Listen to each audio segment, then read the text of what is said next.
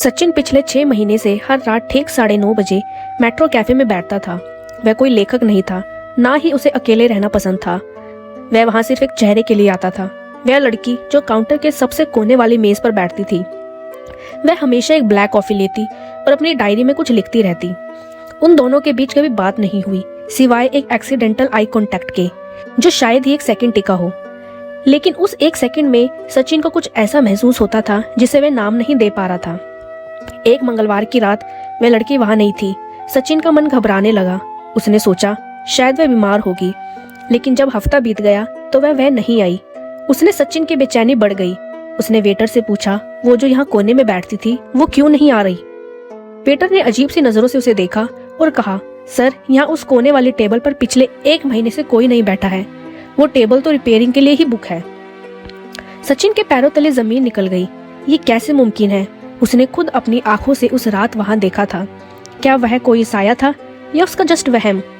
अगली रात सचिन फिर कैफे गया। वह खाली टेबल वहां मौजूद था, लेकिन वहां रिजर्व्ड का बोर्ड लगा था। जैसे ही सचिन मुड़ने लगा, उसकी नजर टेबल के नीचे गिरे एक छोटे से सफेद की चेन पर पड़ी।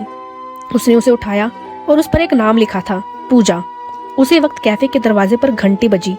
एक लड़की अंदर आई। ये वही थी, लेकिन उसके हाथ में सफेद छड़ी सी थी। वह देख नहीं सकती थी। सचिन एकदम से घबरा गया। वह लड़की धीरे से उसी रिजर्व टेबल की ओर बढ़ी। वेटर दौड़कर आया और उसे बैठने की मदद दी। सचिन ने वेटर को रोककर धीरे से पूछा, तुमने कल क्यों कहा कि यहाँ कोई नहीं आता? वेटर ने फुसफुसाते हुए जवाब दिया, सर, पूजा मैम इस कैफे के मालिक की बेटी है। वो रोज रात को आती है जब कैफे बंद होने वाला होता है, ताकि उन्हें शोर से परेशानी ना हो। कल आप शायद जल्दी चले गए थे, ये वो देर से आई थी। और यही बात उस टेबल की थी। वो किसी के लिए रिपेयर नहीं हो रही थी, बस उनके लिए खाली रखी जाती थी। सचिन उसके पास गया और वहां की चेन टेबल पर रख दिया। उसकी आहट सुनकर पूजा रुकी और मुस्कुराई। उसने बिना देखे कहा, 9:30 बज गए क्या? आप आज फिर देर आए सचिन? सचिन चौंक गया। तुम्हें मेरा नाम कैसे पता? तुम तो देख नहीं सकती। पूजा की मुस्कान और गहरी हो गई। मैं देख नहीं सकती, पर मैं सुन सकती हूँ।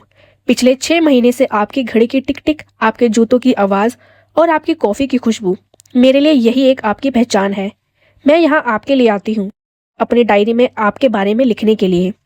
सचिन को समझ आया कि प्यार सिर्फ देखने का नाम नहीं है, ये महसूस करने का वो हुनर है। उस रात कैफे की लाइटें कम थी, लेकिन उनके बीच का सस्पेंस खत्म हो चुका था और एक कहानी शुरू हो रही थी।